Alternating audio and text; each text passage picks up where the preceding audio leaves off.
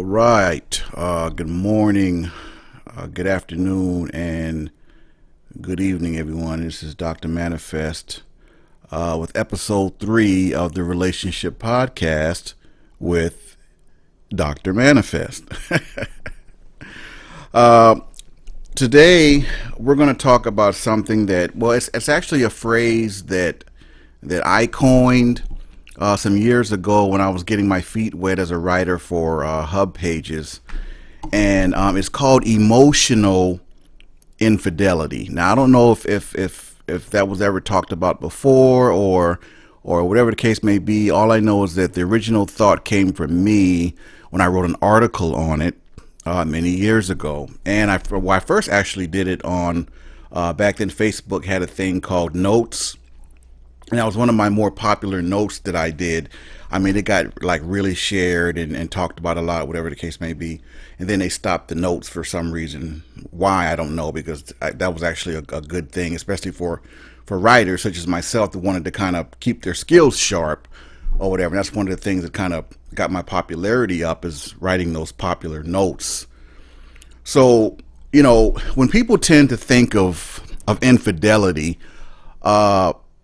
obviously, you think of someone, cheating on the other via physical relations or sexual relationship. We talk of infidelity or cheating or not being faithful, right? But I submit to you all that there are people, and I'm actually one of those people that feel emotionally you can still be cheated on, right?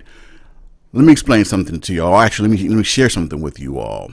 I unfortunately was on the receiving end of being cheated on because I had the audacity to join the Navy to take care of my then young wife and young son.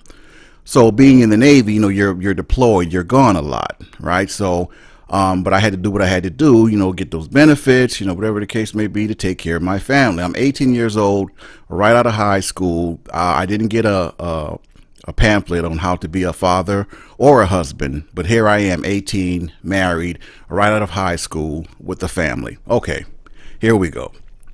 So I was gone a lot, and that's tough for any couple, but especially a very young couple who at the time we were not used to being apart. Now, I didn't like being away from my family, but I had to do what I had to do to take care of them, provide for them, right? My ex-wife, she was very connected to me. We were actually connected to each other emotionally, and so me being gone affected me, but it affected her a lot more. Oh, and by the way, she was 7 months pregnant when I left. So, and I'm sharing that because it's the backdrop to the context of the whole emotional infidelity thing. Well, the first 6 months I was deployed, okay, it was rough. We got past it, whatever the case may be. But by that second six-month deployment, things just were starting to change. She met some guy. Supposedly the guy was just a friend, but it was a male friend who I did not know, nor did my family know, because they started to see her with this guy. So now I'm getting letters. I'm in the middle of nowhere from my family talking about, yeah, we'll say Miss S with some guy, we don't know him, and do you know him or this and that? And I'm like, well, no, I don't. Don't know the guy, whatever. So I'm writing her a letter, and I'm kind of asking her about him, and she's like, oh no, it's nothing's going on. He's just a friend. Well, anyway, fast forward, come to find out. And my grandmother said that whatever you do in the dark is eventually going to come to light, okay? So she denied, and come to find out she actually did, in fact, cheat on me with this guy. And she was not the same person. I mean, I was young at the time, 19, whatever. I didn't really know the signs, whatever. But my mom was trying to tell me without crushing me, even further, that she was exhibiting the signs of a woman who had been unfaithful. Well, believe it or not, when it all came out, and I don't have a problem saying this because I'm gonna keep it 100 with you all, the truth. I was hurt. I was I was crushed, emotionally. My heart literally broke in two because I didn't know what that felt like, because she was literally my first love. I met her when I was 14 years old, and she wasn't my first girlfriend per se, but she was the first girlfriend. She was a little older than me, and I kind of looked up to her, but I lied to her about my age when I first met her. I told her I was 15. I put it up for a year. I don't know what that was about, but I was 14. I told her I was 15.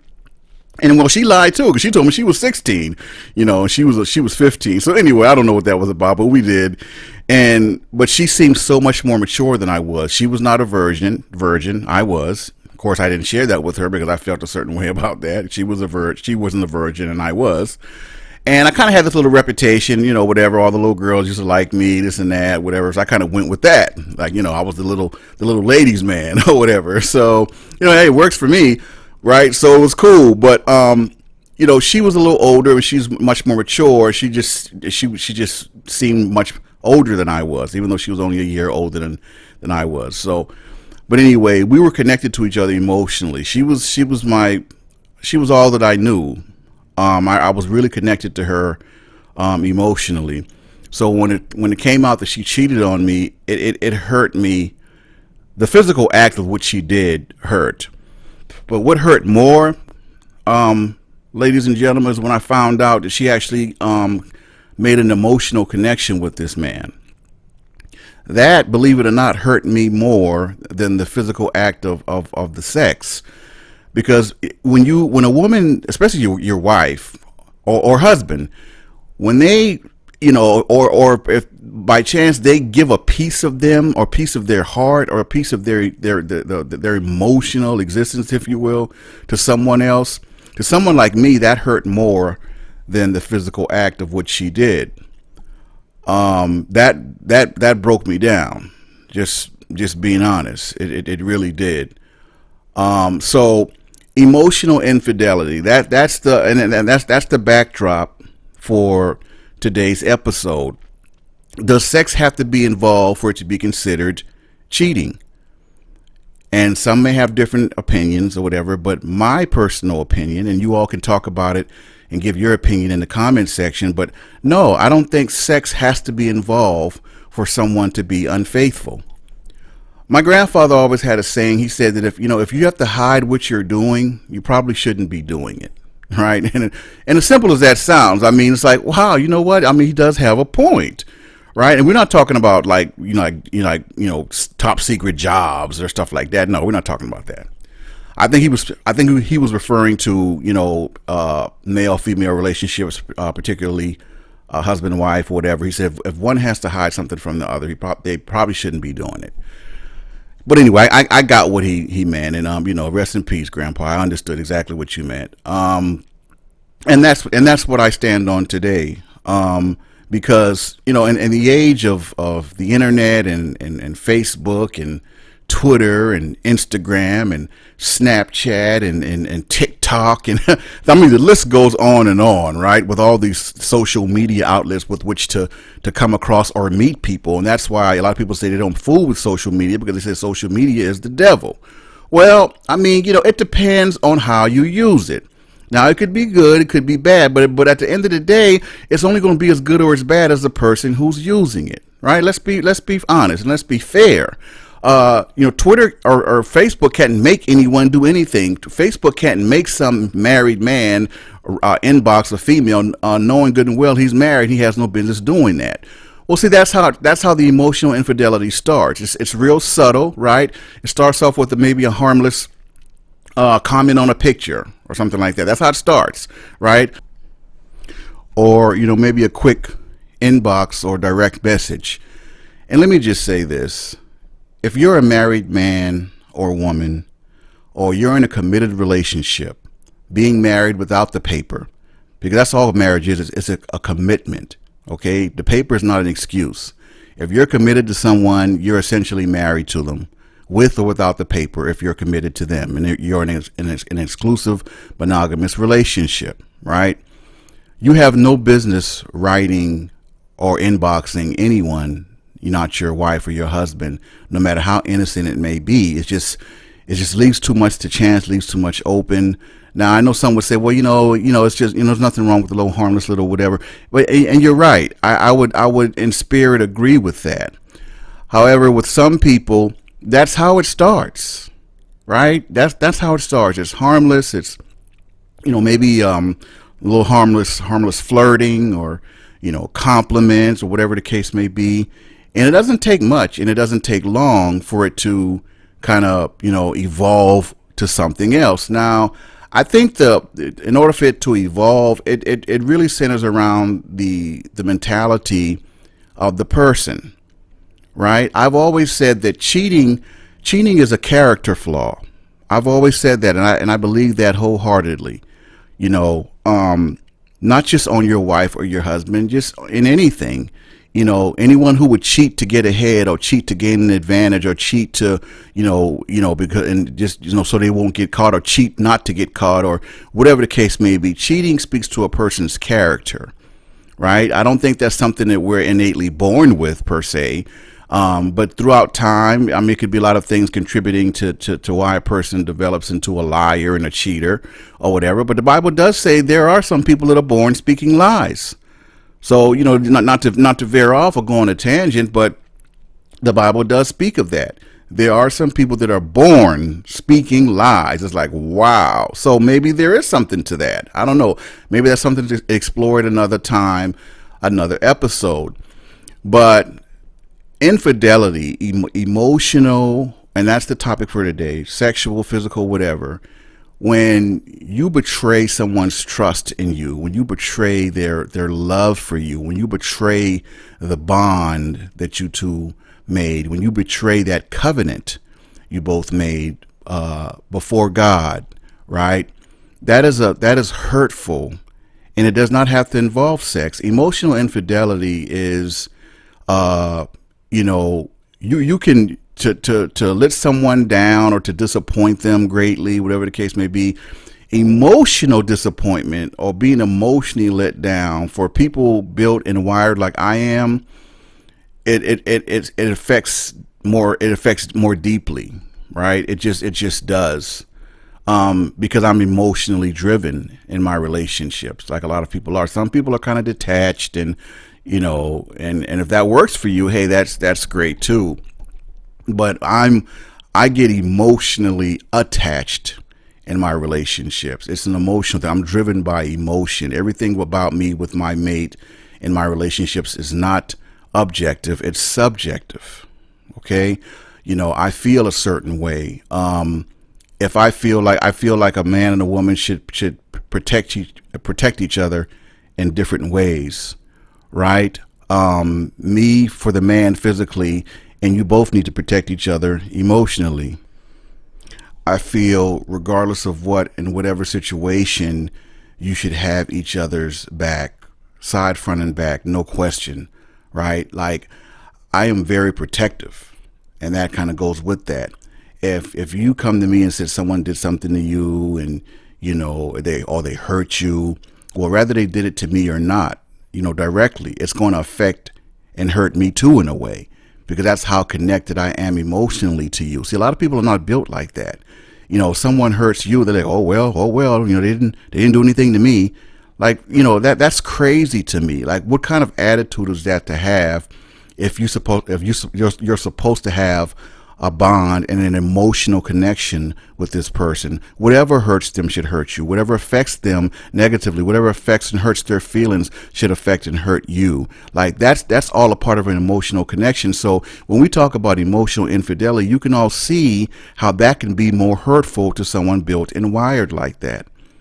I mean, it literally, I thought something was wrong with me when I was more hurt of the fact that she actually established an emotional connection with this man, vice, her being my wife and having sex with another man, which in itself is the thought, and to say it is hurtful enough. But the fact that she actually made a connection with this man emotionally, that got me more than anything.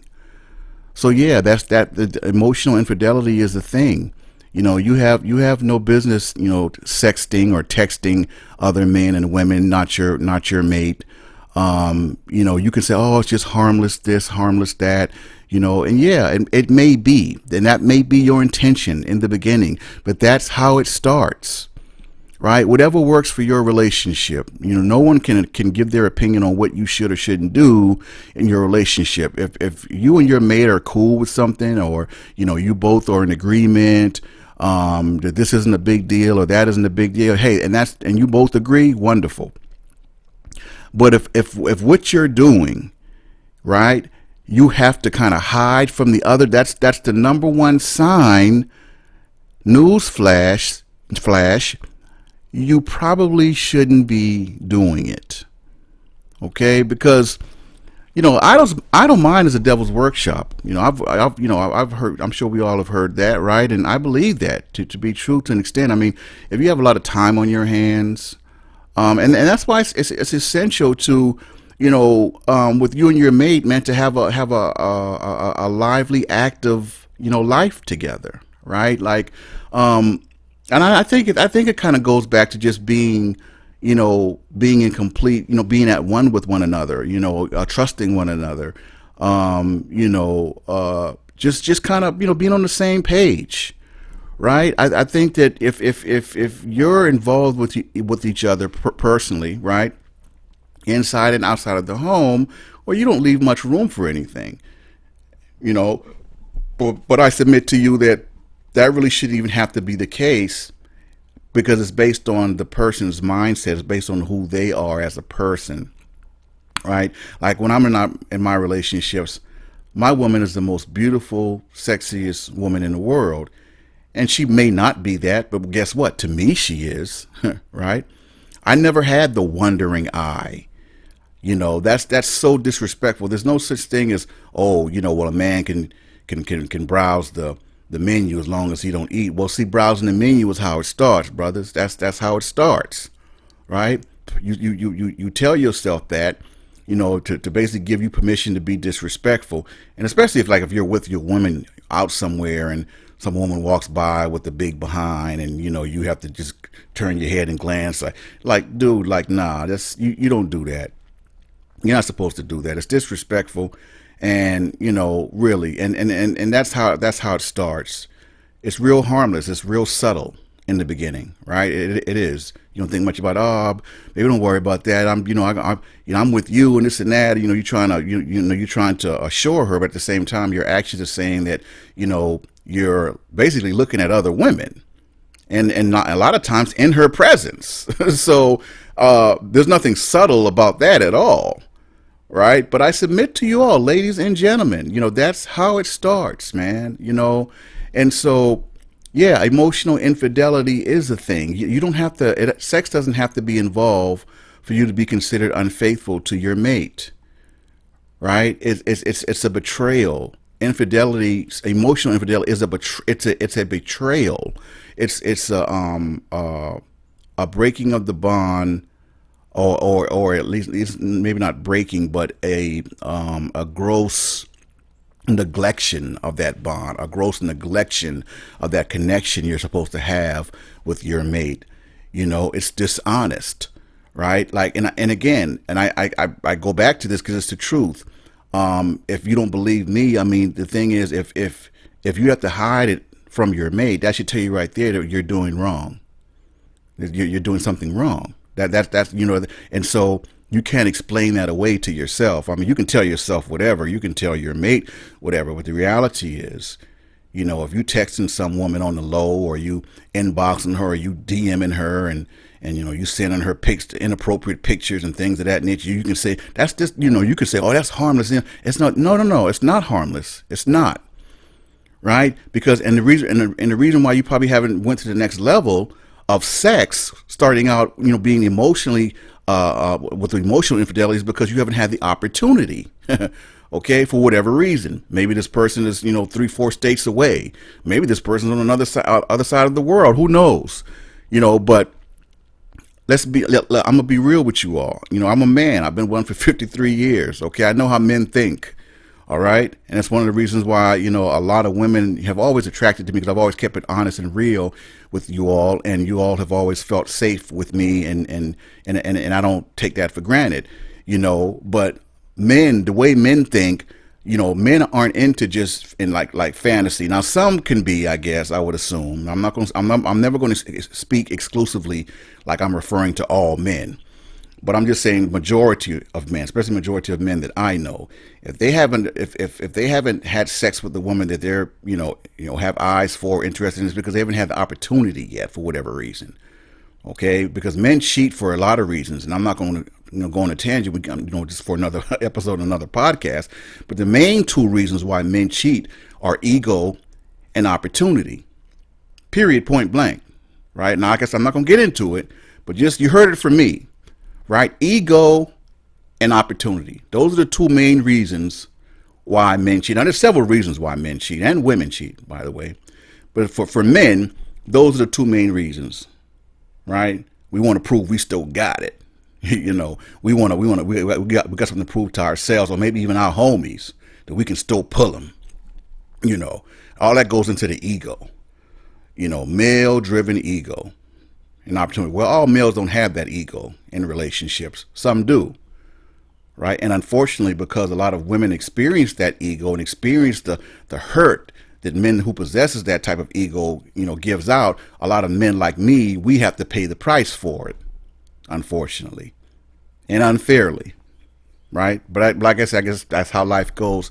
But, I want you all to,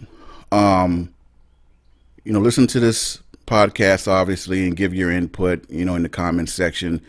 And tell me, what do you think? Do you think sex has to be involved for it to be infidelity, or do you believe emotional infidelity in fact is a thing, right? And you don't have to have sex outside of your relationship to be considered cheating, right? Because some people only consider sex as cheating, and believe it or not, a lot of men, and I think some women actually think that as long as sex isn't involved, it's harmless. No, it's not harmless, because sex is the physical act, but emotionally, right? It does something else to that person in the relationship, and it's just as hurtful.